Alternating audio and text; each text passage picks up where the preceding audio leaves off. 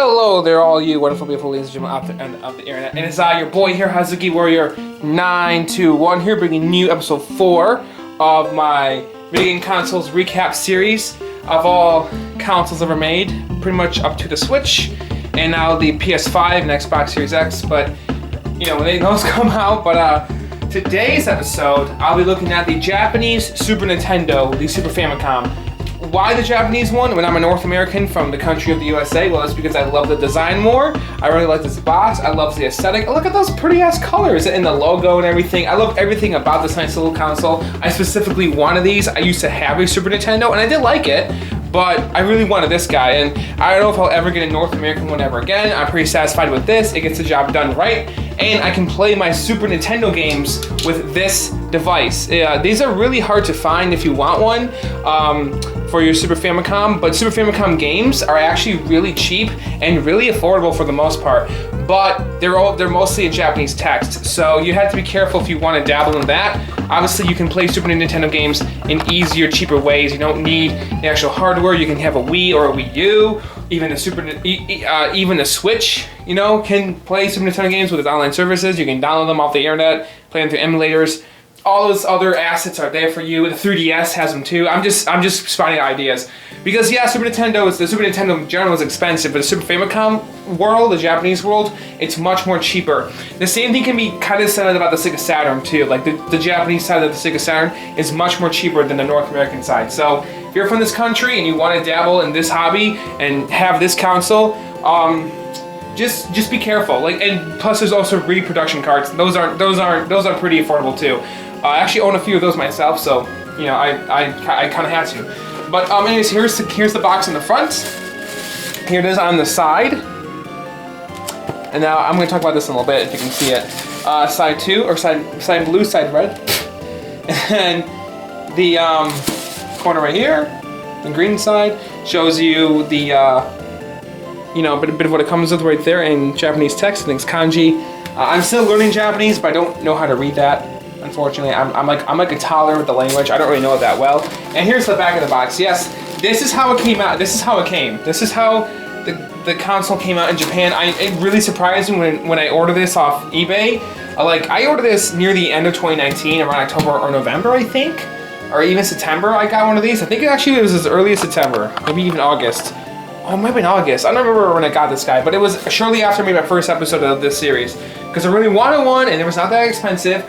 But when I got the box, I saw the box, I was like, where's the bag of it? I just guess I'm just missing it. I'm not. This is really how it came out in Japan in 1991 or 1990 when the system was released. This is really how it was released. Oh, this is right there. First sale and use in Japan only. Which I didn't know anything about that. My fiance, she's more she's more of an expertise on like Japanese culture, so she was familiar with that kind of packaging when I talked to her about it. And I watched this guy on YouTube. He's called Nintendo Collects, or like the Nintendo Collector, Nintendo Collection. It's something like that. But he's like a really big Nintendo themed YouTuber, and he made a video about the Super Nintendo Super Famicom very recently, and he showed this box in the video. And yes, it's the same thing as mine. He even says in the video, this is how it was shipped and way back then. So, and when I went to Google Images and search for the box, all I could find was the styrofoam on the back. This is how it came.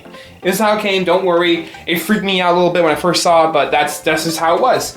So okay then, let's just open it up, which is really easy, I guess. I think it came like this, but like in like shrink wrap, and I kind of had troubles repackaging it. But something about the controllers, I think it's really neat how they package the controllers like this. Which I think I just put this one upside down just for aesthetic, but like it's fun. It's fun, they literally did the styrofoam molding for the controller to fit like that. That's kind of cool. And like underneath it, you have the AC adapter and the power cords.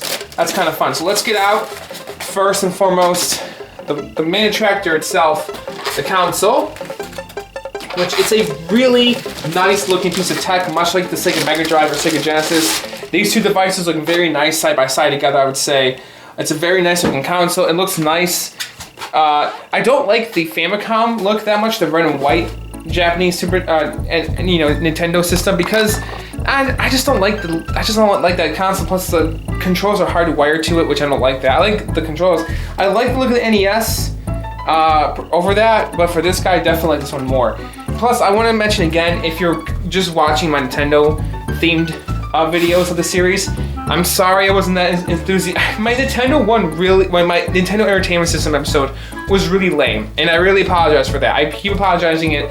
This is gonna be the last time I talk about this, but my first episode of this series is not that great.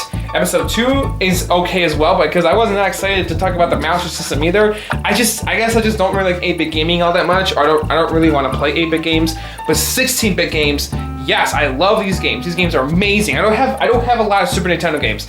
I only have like maybe 9 over here. This is my entire collection, but I love each and one of these games, and they're very special and personal to me, and they're great Nintendo classics, and they're games that anyone out there I think should play. You should play them if you haven't yet. If you're just an Xbox or PlayStation or a PC gamer or whatever, please take the time to experience this game sometime if you can, because it's worth it. These games are so good. I cannot stress that enough. Me, I'm just an open gamer. I love everything. I have PC, Sega, Nintendo, Xbox, PlayStation. That's it. I have like all the hardware for Xbox, all the hardware for PlayStation, all the hardware for Sega. I just don't have a Nintendo 64 yet. But I have every other single Nintendo console. Now, another thing I want to mention too is this pretty obvious. I mentioned in another one of my videos that I might do Nintendo handheld consoles. Well, I'm not doing them now, but that doesn't mean that they should be unmentioned, because Nintendo handheld devices are really, really good pieces of tech. They have delivered so many great memories to so many people out there, and they're definitely something to be, they're definitely worth mentioning, and I might do a video just about them one day. I might. And same thing with maybe PlayStation handhelds and the Sega Game Gear and Sega Nomad. I don't have a Nomad, and I don't have a PlayStation Portable. I have a Vita, and I have a Sega Game Gear, and that's it for my handhelds, and that's all I really want for myself. So I don't really have a desire to own a Sega Nomad or a desire to own a PlayStation Portable, because I don't really want them. I just don't care. But if I ever do attain them, okay. But I will at least make a video about Nintendo handhelds. I will. I don't have every 3D, I don't have like every single version of every handle ever. Like for the 3DS, I only have a new 2DS, and I have a Game Boy Advance. I don't have like a Game Boy Advance SP. I have the original model. Like for example, like that's what I mean. But I will still get into it. I don't really care for the boxes in that video. I'm just gonna talk about the devices themselves. I have a few of the boxes, and actually that might be really fitting with the Switch. With the Nintendo Switch, actually. When I get to that, after making an episode about the Switch, I might make an episode about Nintendo handhelds, because it kind of makes sense. But it's gonna be a while, because if you've been following, the year of release of these consoles, my next episode is on the Sega CD. And if you've been watching all my videos, you guys might know I only have a Sega CD Model 1, and I don't have its box. And I can't make episode 5 until I attain its box, and that's gonna be really difficult. So if anyone out there is willing to donate one, that'd be amazing. I can pay you. I'm fine with that. It's just if you want to donate one for the sake of the show to continue, I would really freaking appreciate that. Same thing with the Sega 32 Xbox. I need one of those too. So if anyone out there is willing to do that, just let me know in the YouTube comments. Maybe you can personal message me. We'll figure it out. I'm more than open to, contribute to that. But if you're willing to contribute to the show, of course. But anyways, let's just focus on this guy right now. Of course, I want to stay on track with this wonderful system. I love this little logo right here. It's a real shame that this wasn't released in North America. Everybody who made a video about the Super Nintendo Super Famicom comparisons kind of agrees. Like, this design is way slicker, way cooler, way more unique, and way more like beautiful. You know what it kind of looks like? It kind of looks like it's, I don't want to compare it to the system that much because they both have their own little unique designs, but it kind of gives me a bit of a Sega Dreamcast vibe with like that curve right there, and the Sega Dreamcast, vice versa. It kind of does. Plus this amazing eject button. That was a great idea for cartridges. I really love this thing, which I'll showcase what, it basically ejects your game out, and I will show that later. But yeah, here's the bottom of the system. Bunch of kanji right there. It says Nintendo right there. I think, yeah, it says it in English. But there's all that right there for you. It has rubber feet right here, but not on the back here. I think a part of that is because of the Nintendo Famicom Satellite add-on, which is a really cool little piece of tech. I also did not mention Sega Channel in my Genesis video, and that's really upsetting. knowing that. I did not mention the Sega channel, which both Nintendo and Sega basically had digital gaming with these systems. I'm not joking. Yes, there was basically digital gaming with the Super Famicom and Sega Genesis, but you had to have a certain add-on for them, which is kind of cool, but I'll talk about them more later in the video. And now we'll get to these amazing little controllers. Look at those amazing little buttons. Look at that. You know, obviously the Dreamcast, the Xbox 360, and the Xbox original all carried out the same exact kind of color layout. But you know, this is the first of its kind. Obviously, Nintendo invented this idea, and it's awesome as heck. The L and R buttons, I think on the Super Nintendo controller, these are actually printed on, but in the Super Famicom one, they're like concaved on there. See that? They're like molded on there. That's kind of cool. You see that in like the glimmer. Plus the Y and X buttons on the Super Nintendo controller are concaved in. They are. And the cord, man, oh my god, this stupid little cord. This is a great controller. It's fun, it's colorful, it's cute, I love it. But this really bothers me. I'll show you what I'm talking about right now. This is just a Japanese thing. It is, because like I can guarantee it. Look how short this cable is. Well, you can't really tell maybe from here. But let's look at it with me, if I can get a good shot of me. Right over there by that door. Let me see if I can get a good shot in. Look at this. Look how short this cable is. Look at that. It goes from my head to my not even to my shin. That is a really short cable. Like, this is a really short little cable. You can kind of just tell. If you've used one of these before, you'll know. Like, let's say for example I have it plugged into the Famicom here. Now I do own controller extension cables for all my systems, but look at that. I can't really get any room back. So, I don't know. I mean, I don't think Nintendo really thought that hard about it back in the 90s. They just figured, oh, the console will be on the floor. And that's fine, but like, because these are for children, but it's still a piece of technology that, and that's still something, I don't know. I mean, I kind of get that mentality, I do. But the Super Nintendo controller cables, I think, are twice as long as these. I think they are. If you see my video, the Sega Genesis cable was pretty long. I think the Sega Mega Drive cables might be short too, but I might be wrong about that. I really don't get the deal with these cables being short. I don't get it. For the Sega Saturn, since I have that's the other console I own that's from Japan. Their control, I think the control length in the Saturn is the same as the US one as well. The North American Sega Saturn black controller, I think the cable length is the same. So I don't know. But yes, the console did come with 2 controllers, which is fantastic. I mean, that seems to be a running theme with the Nintendo. Well, with the NES and the SNES, yes, but the other systems I think all come with just 1 controller. Like the N64 and forward only come with 1, I believe, which is like, oh, but they can't really package 2 N64 controllers, and the box would be freaking huge. It'd be much bigger than it should be. But yeah, they kind of had to stop doing that eventually. So over here we have the AV cables, which these are the official ones. See, they say Nintendo on there right there. It's gray and everything. Only problem is that these AV cables are falling apart on me, which makes me very sad. I own a few of these because they're really cheap, like third-party ones. They're really cheap to like afford it off eBay, like $3 to $5 to buy these. They're not that expensive. But I have a few spare ones, and I'm able to use. And this design is not just for the Super Nintendo or Famicom, but it was also for the Nintendo 64, and then for the Nintendo GameCube, and then when the Wii came out. The Wii AV such component cables, it looks similar to this one, but it's like altered a bit. It's kind of strange that they changed it because I think I see what the problem is. See, like it's kind of jiggly right here, yeah. Now the Nintendo GameCube also had component cables as well. Okay, so that means that I think they made one kind of basically this, but as like a component cable. I'm not sure exactly how that was made, but my thought is that, well, why didn't they just re-release this as a component cable for the GameCube, and then you could use it for your Wii and also Wii U? Then that way Nintendo would have never truly had to change this design, but they didn't do that. So that would have been kind of interesting, but no, they didn't do that. So instead, I think the GameCube has its own proprietary like cable for component.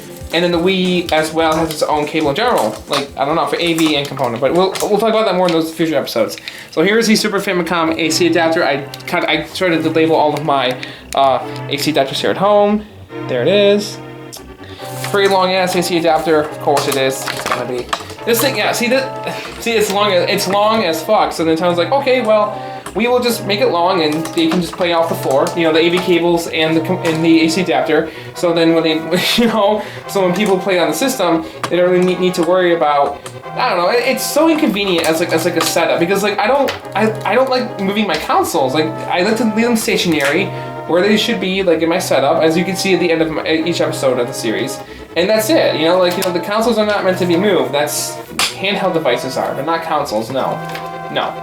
All right, so what else can I really say about this system, man? It's fantastic, it's great, I love it, but I really want to talk about the games made for it, obviously, yes. And of course, I want to talk about that satellite service. So, one game that people keep mentioning is, whenever they talk about this, which is a great mention, is that Legend of Zelda remake that got released for the Super Famicom satellite, Super Nintendo satellite. So, and I don't know much about it, but it's been a while since I've done any research on this thing or heard anything about it. But one really cool thing about it is that it was connected to like a radio service, like a live broadcast. Like there was a guy basically narrating over the game while you're playing it. I think so, and he would give you hints and stuff while you're playing it. Which is it's just a really unique, interesting idea. We never got anything like that in North America. I don't think Europe got that either, but I believe that's what it is. Like if not, I'll put a graphic of like what I'm talking about here on the screen, and put a caption up. But I believe that's what it is. Like Nintendo had their own radio broadcast service connected to the Famicom satellite, which is like an add-on you have right here.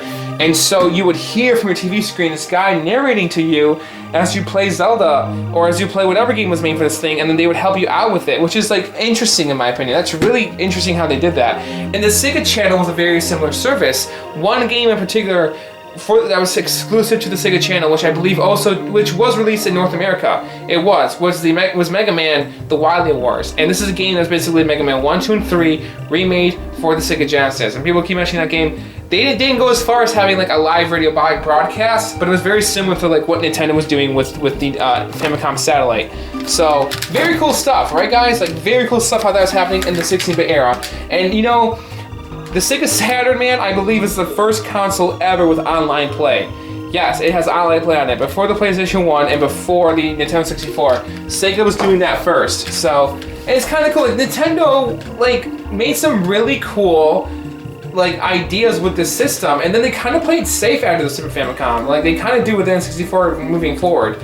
But we'll talk about that. Well, actually, no, that's not fully true, because they made the Nintendo 64 disc drive, and then they had that cool little like printer add-on for it. But we'll talk about that more in the N64 episode. So for right now, let's talk about the games made for this guy. So here is my entire library of Super Nintendo games, and one of these games is one of my favorite games of all time. I'm pretty sure you guys might know what the game is, because I made a whole video about the series, and I'll give you a hint. I don't actually own an official physical copy of it, but I do own it on the Wii U and 3DS.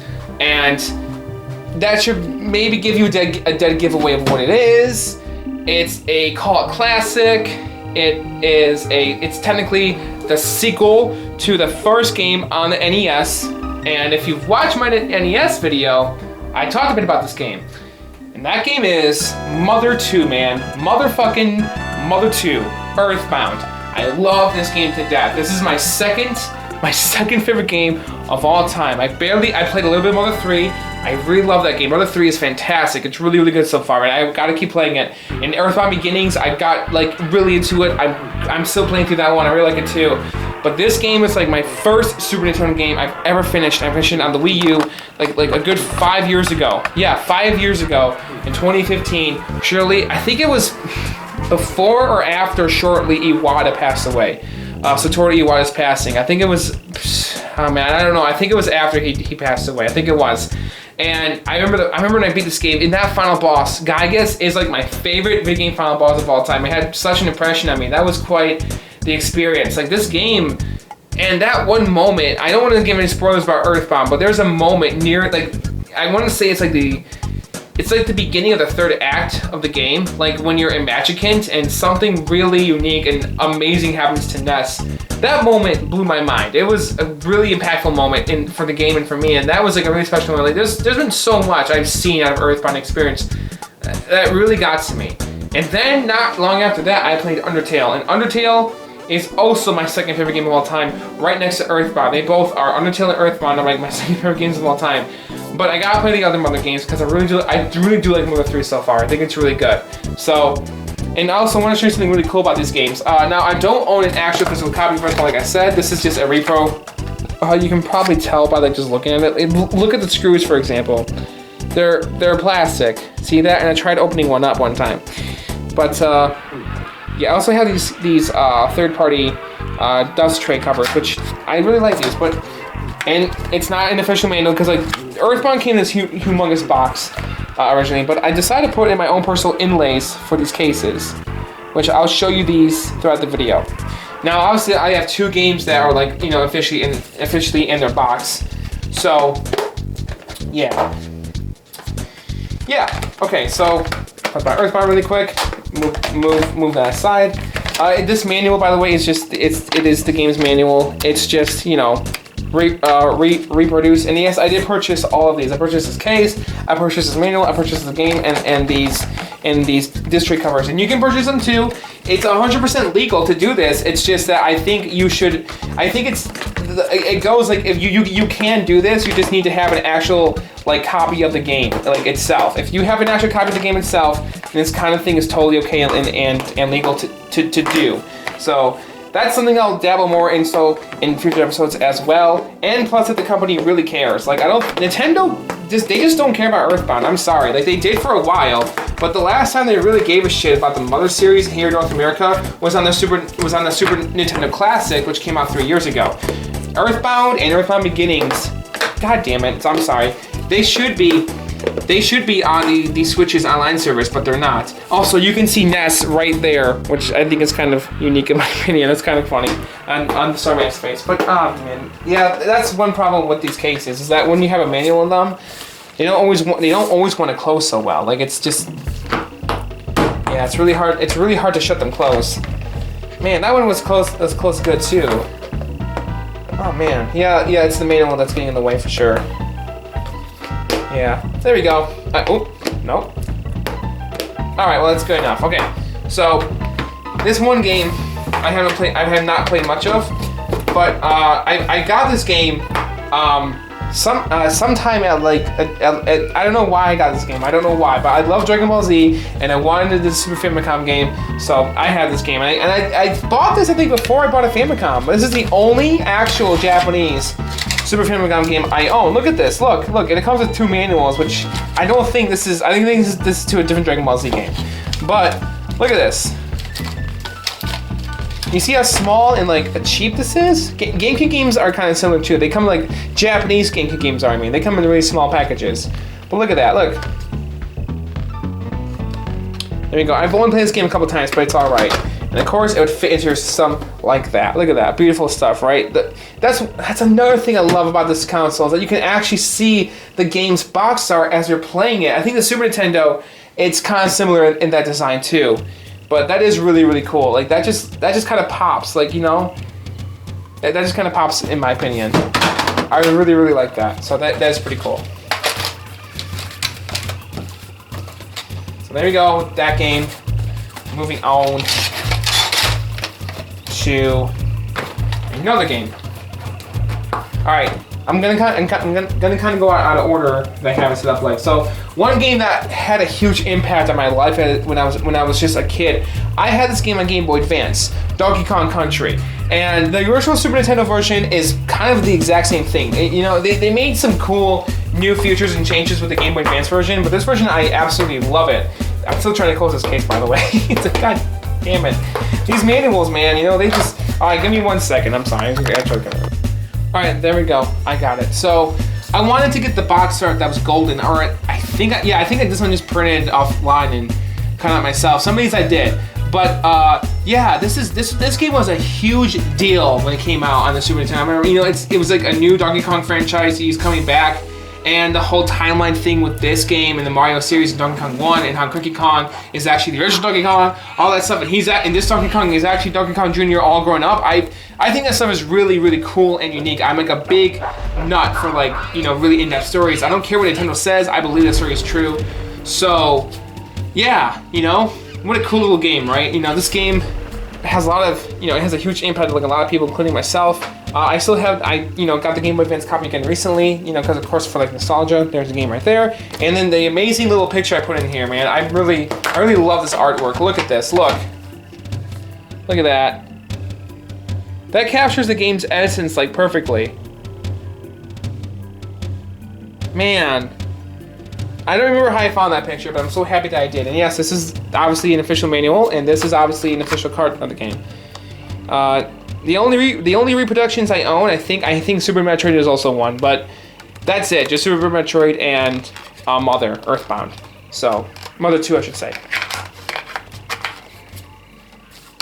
So I gotta be really careful closing this guy. There we go. All right, awesome stuff. Okay, so one other big game from my childhood. Okay, well, actually, I'll talk about that one later. This is a game that I fell in love with the second I saw it. And, oh, wait, I gotta show the case this thing. In which I will, but I forgot to do that, so I'll hold this right here for now. But this is a game that when I was a child, not a child, I'm sorry, that I fell in love with when I first saw it on, I think, Game Grumps. Game Grumps with Danny and Aaron, not JonTron, because I think John and Aaron play this game too, but Danny and Aaron's playthrough of this specific game, I was like, oh my god, and this is before I played Earthbound.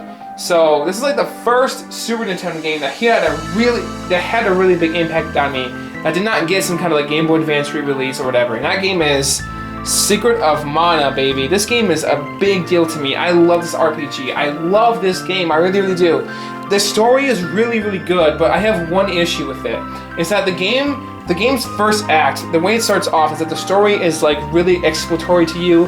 You know what, the characters are great, they're over, and everything is great about the story. Okay, the story is executed well, and then after you get after you basically get the three main characters right here, the story kind of just stops a bit as you venture through the game, which isn't entirely a bad thing.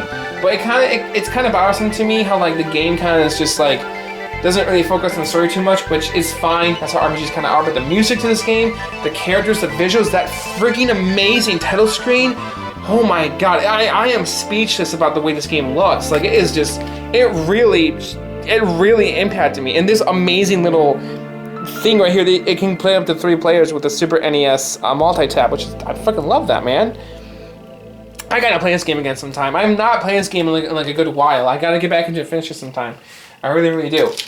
Alright, I'm gonna put this right here.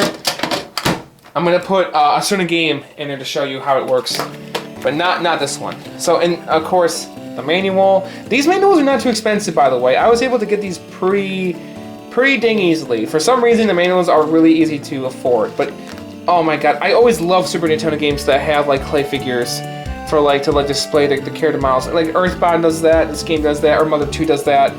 Mother 1 and 2 both do. I think Mother 3 does it too. And Mother 4 did it. Man.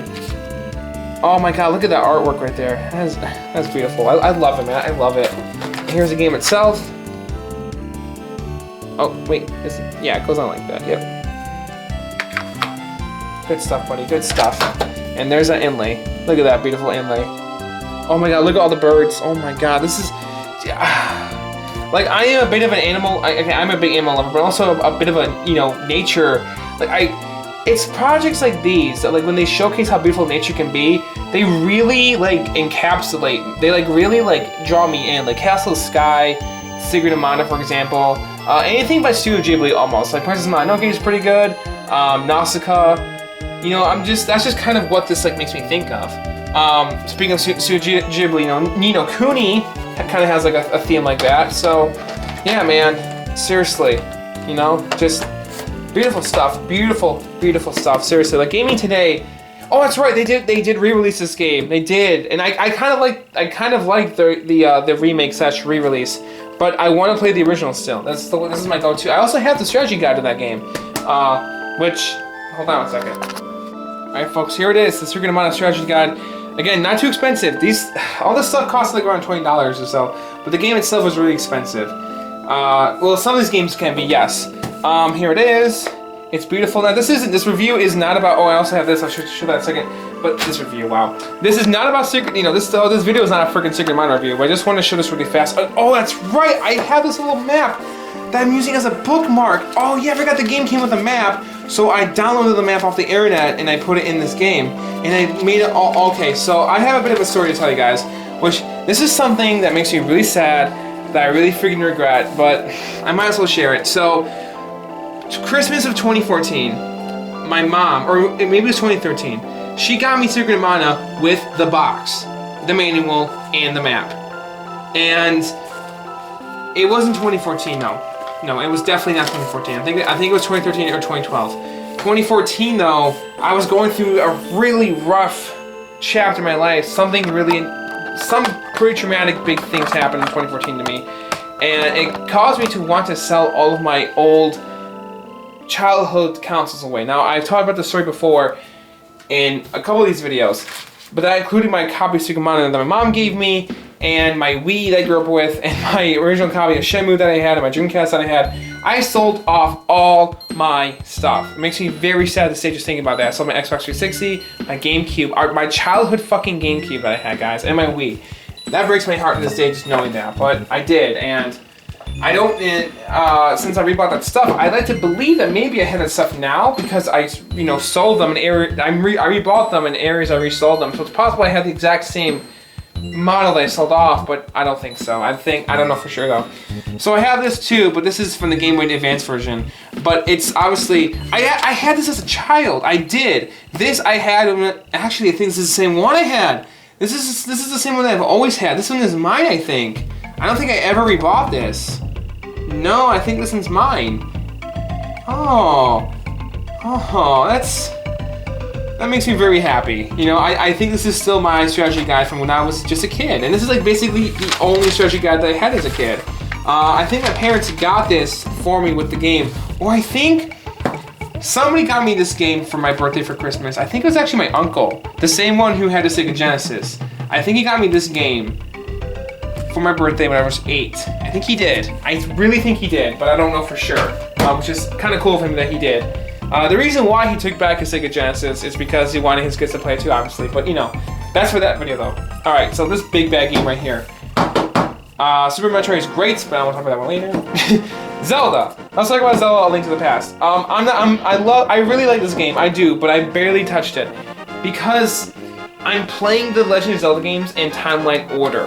So right now, I'm on Skyward Sword again. I used to, since I bought and resold my shit over and over again, I'm playing Skyward Sword. I beat Skyward Sword like I think 3 times, 3 or 2 times already.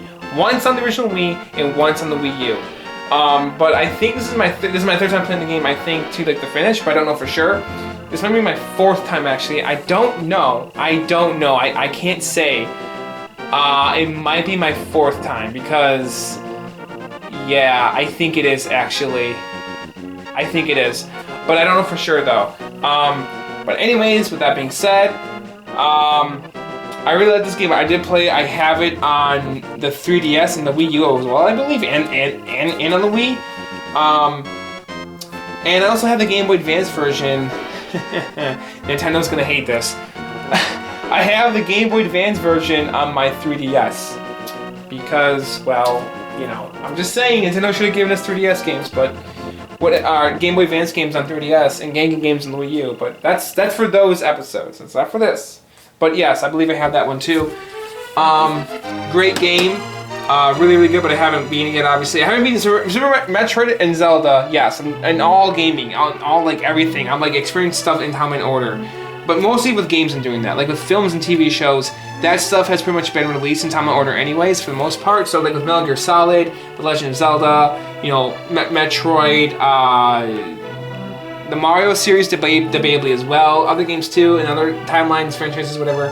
I'm experiencing them in time and order because with single player experience games, or with games with a lore, with a story. And yes, I have the map into this game too, which is great right there. And oh yeah, it's right there. And like this is the first game with the Master Sword in it. I think this is also the first game with Zelda's Lullaby, with the Great Fairy song in the Kakariko Village song. I think it is. Ocarina of Time gets too much credit, guys. It was obviously A Link to the Past that introduced a lot of those things. And I really like Ocarina of Time. Ocarina of Time is a great game, and I have it for 3DS digitally, and I love that game. But this game's great too. This game's great too. So, there's that game. Here's its beautiful map that I printed out. Man, oh man, I want to play these games sometime. You know, I gotta have time to sit down and play these games sometime because they are really special games. Obviously, you know, I just haven't got much experience with them, but from a little I've had, it's pretty memorable and pretty good. So, look at that, Hyrule Overworld Lore. Enter the fantasy world of Hyrule. Wow, isn't that cool? Now, originally, I remember this game was going to be Zelda 3. Oh, what happened there? I have to reprint that map, huh? What happened there? That's not good. Well, regardless of that, still a great little thing to have. I'm just trying to refold it. Sorry.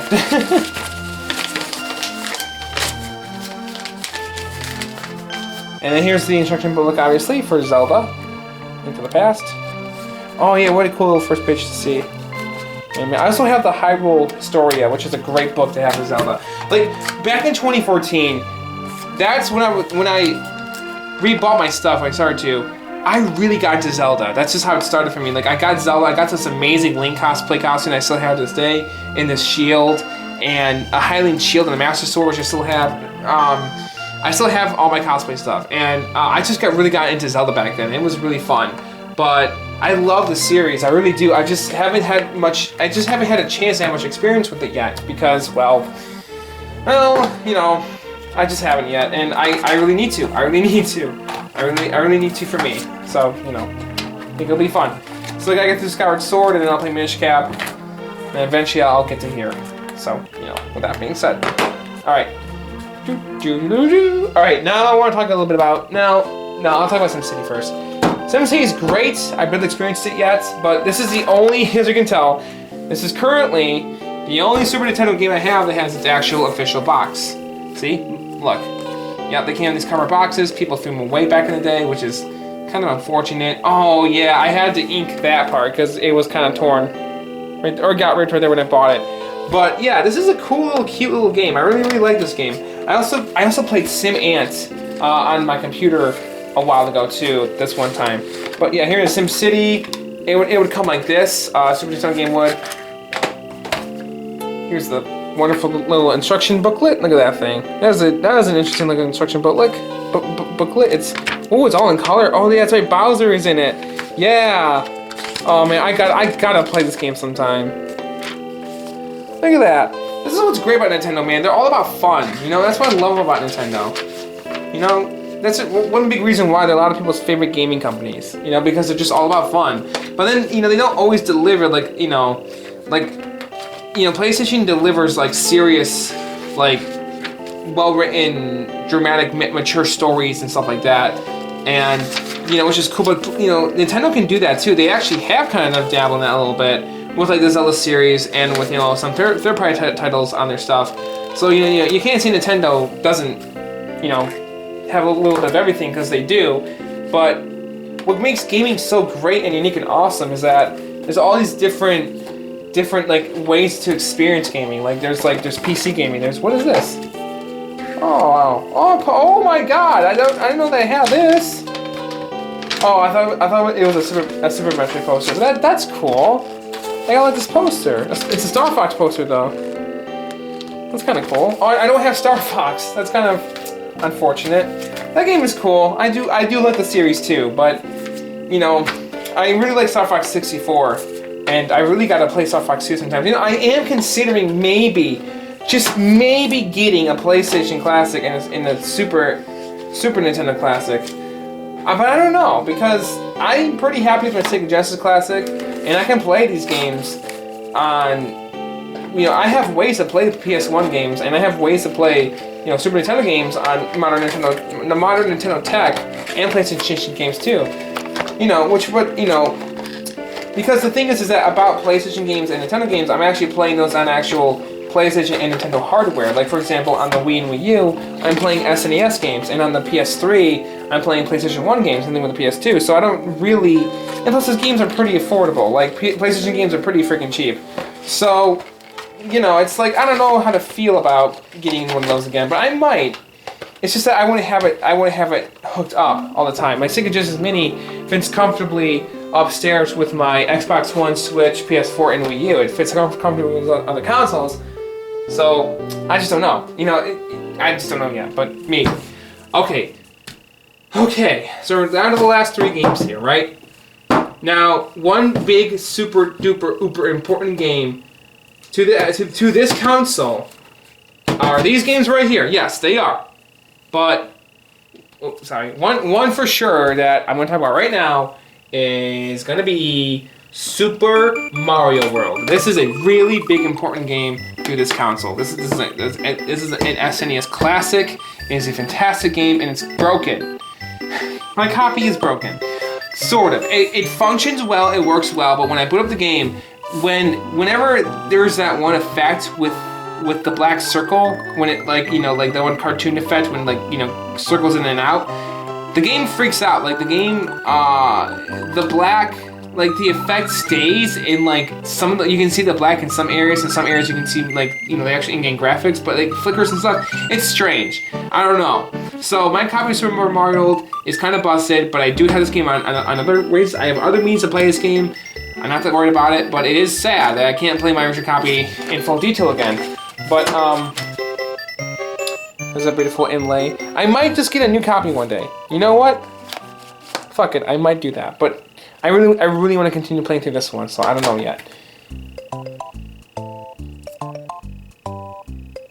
And ain't that cool, guys? Look at that. And here we have the manual. Also, this game is called Super Mario Bros. 4 in Japan as like a side name, which I think that's kind of cool how they actually did that. If only Sonic Mania could have had like the same treatment. This is probably my favorite Mario game. The only Mario game I actually played through and have beaten, well, there's 2. Or technically 3. I beat Super Mario 3D Land, Super Mario 3D World, and Super Mario Odyssey. And Odyssey is a great game. I love that game. I love it, love it, love it. But this is probably my favorite Mario game next to that one. So, okay, so here I have finally, I'm gonna talk about it, yes. Oh wait, I forgot to, wait a second. There you go. Alright, games in the machine. Look at that, you can still see the game itself, which is great. And then you press this button. It comes flying out, right? Look at that. So, I love this thing, it's great. But it doesn't have a cover. But the way I have it set up, I don't think that dust is really going to get in my system. So, I'm not that worried about it. Hey guys, Super Nintendo is a great console, obviously. I got more to say about it. I got more to say about these games. I'm not done talking about them yet. So, let's talk about Super Metroid. Metroid 3. Oh man, what a cool game, basically. But it's not because of the timeline reasons. It kind of is, but it kind of isn't. I can't believe that I think Other M is a sequel to this game. I think it is. It kind of makes you feel like, what, to this day? But yeah, but this is a cool game. I really like this game. Played a bit of it as well. I have not. None of these games I have beaten yet except for Earthbound. Earthbound is the only game I've beaten, okay? To keep that in mind. But this game is great, fantastic. I love it to death. And I got pretty far in DK Country when I was a kid on Game Boy Advance. But yeah, this is another. Yeah, see, this is another reproduction card of the game. Now, I have no shame in buying these guys. I just don't. They're easy, they're affordable, they're accessible, and they function like new. There's nothing wrong with owning reproductions of games that you want to own physically. It's just that you have to have them legally in some way too. If the company is still producing that game, like if it's a third-party game and nobody cares about it, and the company cannot bring it back, it doesn't care to, I think in that case it's fine, it's legal. But with first-party Nintendo games like this, yes, I have this game on 3DS and Wii U. I do, and I believe it's a part of the Super Nintendo online service. I also have that as well, so I have this game in legal means as well. I'm just letting you know. And there is that beautiful. Look at that badass freaking box art. Look at this. This is cool. Yeah, look at that. I have the inlay. Look at that. Cool, right, guys? So, I love it. I love it, love it, love it. Oh my god, look at that amazing manual. I have to look at these sometimes. I just have to. I never read the manual as a kid, but I kind of wish I did, because Nintendo put a lot of effort into manuals. Like, there's some GameCube games. That's my first Nintendo system. They have, like, really, really good manuals. Oh, look at the enemies in this page. That's cool. The Planet Zebus. Very nice. Love it. Alright, now we're finally talking about the Granddaddy collection of games on the Super Nintendo.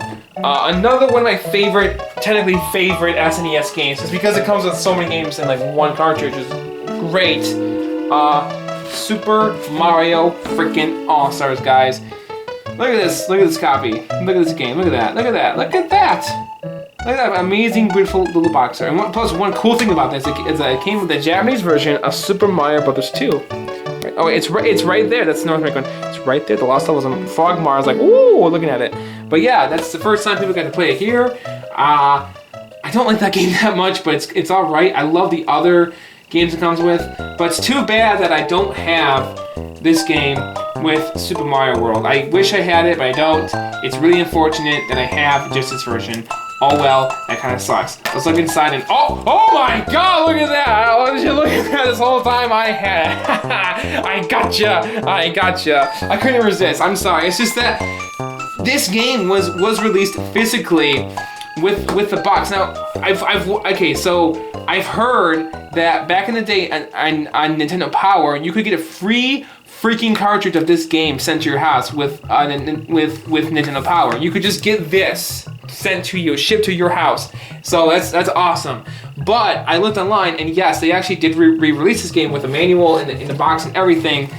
But I just couldn't resist like having the original look, because like I used to have Super Mario All-Stars by itself and Super Mario World separately a few years ago, and I love this box art. Like the one for this one, it's just this is literally the box art that you see like on the actual like case in the manual, and I don't like that as much. Like this one is more thematic and fun looking. Look at that, and there's my inlay. A nice, clean, beautiful like redraw of like the game's title screen that somebody did. That's wonderful. So I don't know who did all these art. But if you're watching this, I'm sorry for not giving you credit for these pictures I have, but they're so cool and awesome. I'm so happy that I found them. Like, for Earthbound, that one's beautiful. The Secret Mountain one's great. They're all the Zelda one. The Zelda one as well. The only one that is like just straight from a Nintendo game is Mario one. The other ones are fan art. Yeah, the other ones are fan art. So thank you so much for making those amazing graphical images. Like they're so good. They're so good. Or those amazing, like, images that, they put online and stuff. They're great. They're awesome. They're great pieces of art. I love them. So here's the game's manual. Mario! Luigi! There they are. Mario! Luigi! Ho ho! And I think this is the first time you see Luigi actually, in his lengthy, his little lengthy look right there. Because in the original Super Mario World, Luigi looks like Mario, but just green, which is annoying. Because I had Mario Bros. Advance when I was a kid. I had Super Mario World on the Game Boy Advance as a kid, and yes, he looks like Luigi in that game too. And plus their voice, which I love that, it's so charming. And whenever they get a power up, they say, "Whoo, just what I needed," and I freaking love that. It makes me smile every time I hear it. But yeah, I mean, this is a great collection of these games, man. Great collection of these games. It really is. Great stuff. Great stuff. So I might get the manual too for the. Actually, I don't know, not like that, but I don't know. Yeah, I might. But yeah. So that's kind of it for my episode of this console. I'm not sure what else to say about it, but it is a great piece of tech. Like, I'm sorry I'm not getting more into it like I did with the Sega Genesis, but I love this console. I do. Don't get me wrong. I just, I feel bad for not making a video as long as my Sega Genesis one, or really talking more about it, but I feel like I have everything I wanted to say about the Super Famicom or Super Nintendo. It's a great console. It was released in 1990, 1991. I remember Sega, I'm reading a book all about this called Console Wars. Sega America, they weren't worried about it because they had Sonic on the side and it worked out for them. But this console still sold considerably well in, in like every region. I don't know about Europe, but I know in North America and in Japan it did pretty good. It did pretty good. And Sonic wasn't such a hot item in Japan for some reason. But, Mario is iconic. He was a big deal all over the world, obviously. And, yeah, I mean, it's a great console. I just wish I had more games. Some games I really want to obtain that I don't have yet. One of them that comes to mind for sure is this is my other previous favorite. This is like my favorite Super Nintendo game, or at least platformer. I should say that my favorite Super Nintendo 2D platformer is Mario World 2, Super Mario World 2 Yoshi's Island. I love that game to death. I think it's a fun, fantastic, poppy, colorful, thematic game. I love that game. I gotta play it more. And there's that one that I want to get physically, and I kind of want to get Super Castlevania, but I don't know yet. I know people are gonna be like, what about Chrono Trigger? Chrono Trigger! I have Chrono Trigger for the PlayStation 1. Yeah, that's the version that I prefer. I remember there's this guy who I knew back at one of these colleges I went to called Schoolcraft, and he was like, oh, you know, I don't like the Super Nintendo one because of load times, or the PlayStation one because of load times. Well, personally for me, the load times are not that bad in the PS1 version. They're not that bad at all, so I can just play that one and not mind. Plus, I might actually pick up I actually might get the DS version of that game one day, if anything, because I heard that one is the definitive version of Chrono Trigger, is the DS one.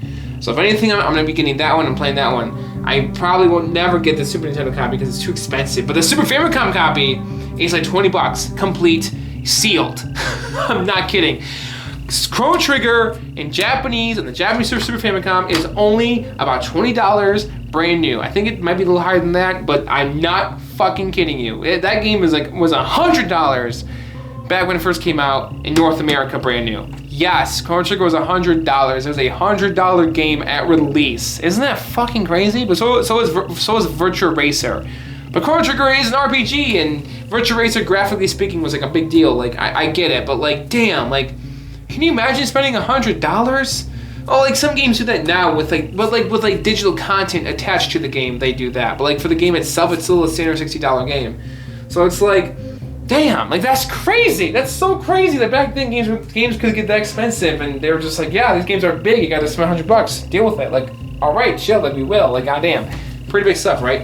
And of course, I want to get the other Donkey Kong Country games. Yes, 2 and 3. I want to get those on so badly, and those games as well. I'm gonna obtain Mario, Yoshi's Island. Oh, maybe Mario Kart, the original Mario Kart. That's one that comes to mind. And that's really it. That's all I can think of right now for Super Nintendo games. But like I said, I know I don't want to get every Super Nintendo game ever made. Oh, and the Final Fantasy ones. I really want to get Final Fantasy 3 sometime. But actually, no, wait. Never mind. I think I had that for PS1 also. Never mind. I think I have them with my Final Fantasy Chronicles collection stuff I have. Okay, so I guess I'm good with Super Nintendo games after I get what I get. But yeah, guys, thank you for watching this video. If you love this console, let me know in the comments below and we'll talk about it. But, you know, if there's anything you recommend me checking out, I'll play it. Even if it's Japanese, I might consider it. I don't know yet. But yeah, guys, thank you for watching this video. Super Famicom is great. It's a great console. You know, I say if you don't have one, get one.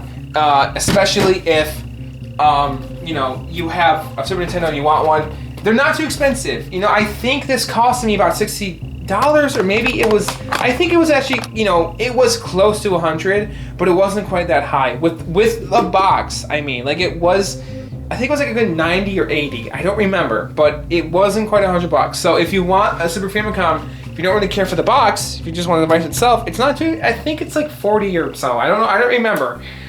I don't know. I might put up like a thing right here that shows you it on eBay, but I don't know yet. Like, you know, probably, you know, just an edit right here. But yeah, you know, let me know in the comments below. And again, please, please, please, if you are watching this, and if you have by any chance a Sega CD Model 1 box laying around and you don't want it, but if you want money for it, I can pay for you for sure. But if you don't want it itself, you want to give it away, please let me know. I would love it. I would appreciate it so much. I'll give you so much thank you and everything. I would love it. I would love it if you could do that. But in the meantime, it's gonna be a while, guys, until I can make episode 5. So this is it for a while, guys. This is my last episode for a while. So thank you all so much for watching. Have a good one. Take care. Peace out. And I'll see you in the Sega CD Model 1 video whenever I get a chance to make that. And in the meantime, and it's okay, so people might be asking me, why are you making videos about the Sega CD and 32X? They're add-ons, because they're still consoles and they have a library. So yes, I'm gonna make videos about them. They're still consoles. Yes, they're add-ons, but they have quality things to them. And you know, and that makes me think, am I gonna make a video about the Super Nintendo 64 disk drive? Or Nintendo 64 disk drive? I don't know yet. I might, but I don't really want one of those. So no, probably not. But I will make videos about the Super Nintendo. I mean, for the Sega CD and the 32X, I will. They're still consoles, guys. I'm sorry, they are. Yes, they're add-ons, but they're consoles. They have their own games made for them. They're consoles. I don't care how upset you are about it. They are. Deal with it, okay? Yes, they need the Genesis to be powered on, but they're still motherfucking consoles. So if you guys have a box for either one of those systems, let me know. I really appreciate it. Sega 32X one won't be as difficult, But the Sega CD Model 2 box is not as difficult as well. But it's that Model 1 box, guys. That's really hard to get. So just let me know. All right, have a good one. Take care. Peace out. Long live Nintendo. I hope to God they do well. You know, long live Iwata in like in like a special way. You know, he was obviously a humongous deal to this like era of gaming. Like he's I don't know quite when he started developing gaming, but he definitely had a big impact on, like, you know, he was a part of Earthbound. I know he was part of those other games as well. And, you know, just talking about Nintendo made me feel all enthusiastic. I know he's a big part of like why I feel this way right now. You know, why I love this console so much in games. He's a big part of why. He definitely is. And, you know, just saying that for right now. I'll probably say more about him when I finally talk about the Wii U, because he was a big part of the Wii U's life, and he really wanted the Switch to be where it's at now. So if he could see, if there's a heaven, I'm sure Iwata is smiling down at how well the Switch is doing right now. I'm sure he is. So anyways, guys, have a good one. Take out. Anyways, guys, have a good one. Take care and peace out. Have a good one. Goodbye. See you guys in the next video.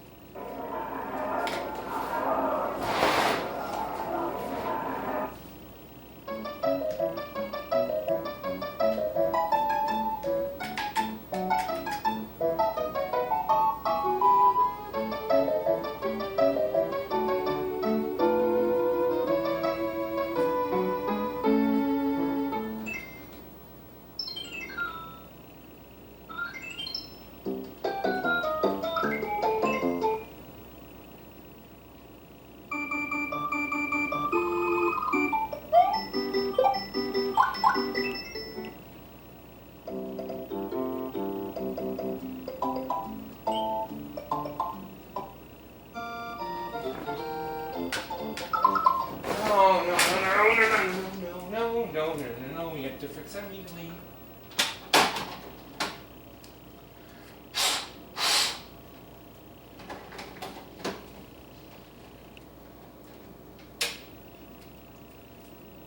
Oh, mother of shit. What the fuck is going on?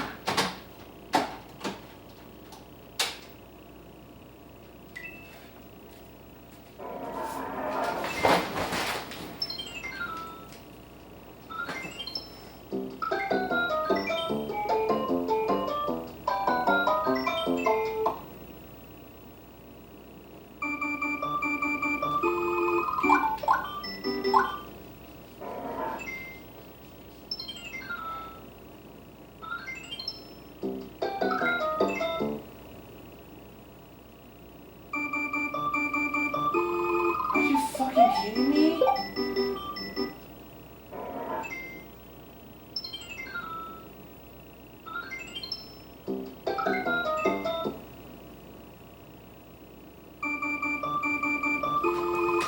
the fuck is going on? It's not, the other copy does that, not this one.